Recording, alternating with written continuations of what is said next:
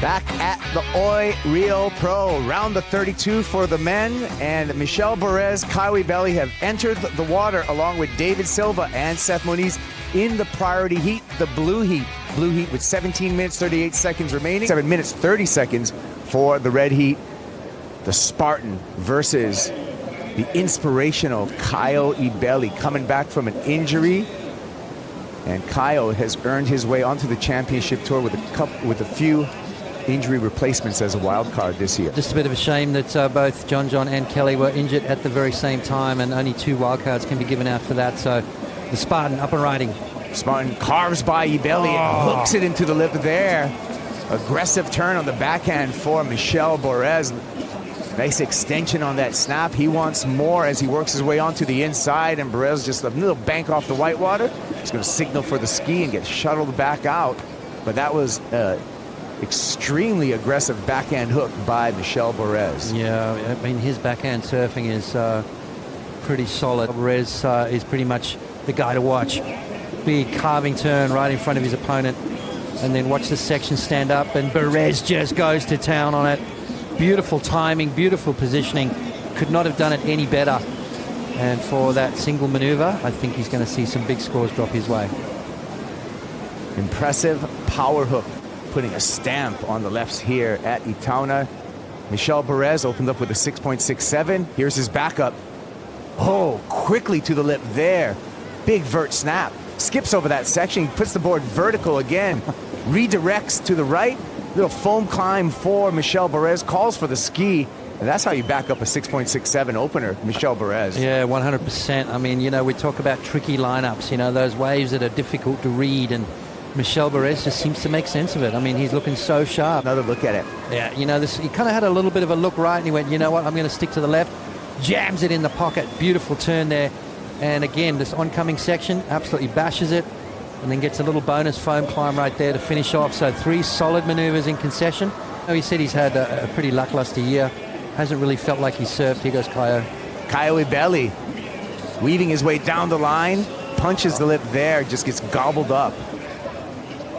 Ibelli's going to have to got some ground to make up, because 6.67 for Michel Bourez, followed by a 4.77.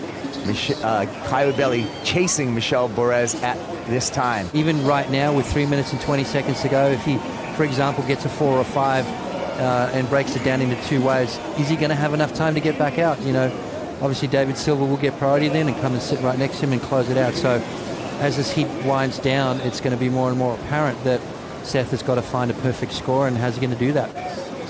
This is going to be it for Moniz, and does not scratch into that wave. Priority is going to switch to David Silva, who will stay with Caio Ibelli, who took off on that wave inside of Seth Moniz. David Silva now with an opportunity. Yeah, you know, it's unfortunate. The waves didn't cooperate. Same thing's happening here with Caio Ibelli. He's falling into that same sort of rhythm, or anti-rhythm. Michel Bourez with 2 good waves at the moment, and you know, it seems like one guy's getting all the waves and the other guy's really struggling. We saw the same thing with Solly Bailey. Said the rail game, the backhand vertical approach, and then the air. He's got it all. Here we go on the outside now. Caio Ibelli opens up the shoulders, extends the torso around. Now turn number 2 is in the bag. A little whitewater here to close that one down. He's looking to get this heat started at 9.51. He's not going to go there in one wave. He's going to chip away at this lead that Michel Bourez has carved out, courtesy of the 6.67 and the 4.77. I imagine able to win any event any day, but hasn't had the success here in Brazil, in his home country, that he would like, and that's got to come at some point. This is the replay of Caio Ibelli, just locking in his most meaningful score of the heat so far. Rolling down through the inside section. A good hit. I mean, when you walk up and down this beach, it's so colorful, you know, and you guys are in there and you're entertainers. Can you find a way to tap into that, you know, whether it be through, I'm trying to explain this so you don't get confused. It's been done before by Mike Richards, Andy Irons, and Gary Elkerton. So we know he loves the power. He's matching power with power out here is Bourez.